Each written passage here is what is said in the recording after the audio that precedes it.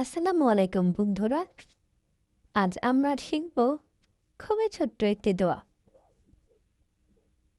রব্বি জিদনি ইলমা, অর্থাৎ হে আল্লাহ, আমার জ্ঞান বাড়িয়ে দাও।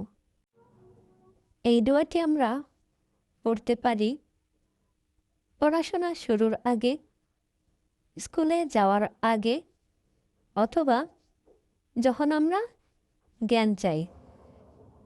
ছোট্ট হলেও এই দোয়াটি খুবই গুরুত্বপূর্ণ। আসুন সবাই মিলে বলি, রব্বি জিদনি ইলমা।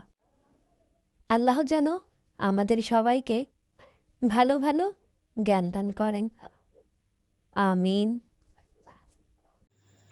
ইসলামিক ভিডিও পেতে আমাদের চ্যানেলটি অবশ্যই সাবস্ক্রাইব করে পাশে থাকবেন। ধন্যবাদ। আসসালামু আলাইকুম।